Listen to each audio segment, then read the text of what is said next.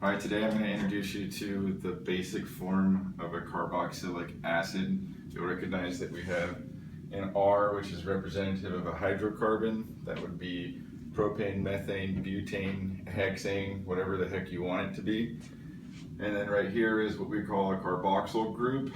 It's a O double bonded to the lead carbon with an OH at the end. Recognize the highly polar bonds here. You have C double bonded to O, O to C, as well as OH. We recognize a carboxylic acid by the carboxyl group. It's the only one that will have this specific group attached to a hydrocarbon.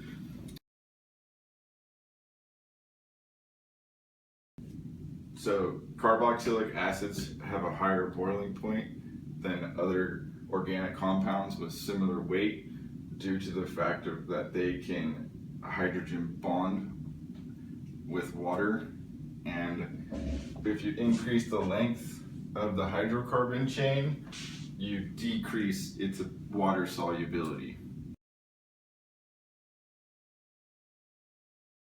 So now we're going to look at the basic form of a carboxylic acid reacting with water to yield a carboxylate ion and a hydronium ion.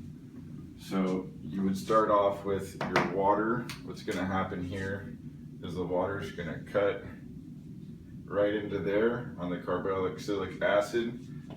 This hydrogen's going to come over and bond with this water molecule, giving you the hydronium at the end, the carboxylate ion. It's an ion because now it has a formal charge of -1 because it lost its hydrogen here, and this has a formal charge of +1 because it has an extra hydrogen attached to it.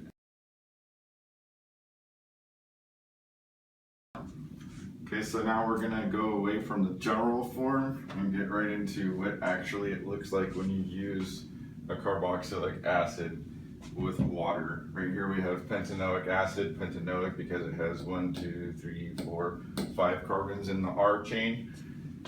And it's a carboxylic acid because the carboxyl group right here, and water is water. Go ahead and click pause, work on this problem, and we'll do the answer in a second. So now we're going to take a look at the answer for that problem that we all just worked on. We're going to end up with our carbon chain, CH3, CH2, CH2, CH2, carbon, double bonded oxygen, single bond to an oxygen. Therefore, we will end up with a formal charge negative on that carboxylate ion, and we'll end up with an additional hydronium ion, which has a formal charge of +1. So we take pentanoic acid, we drop it into some water, we end up with a carboxylate ion and a hydronium ion.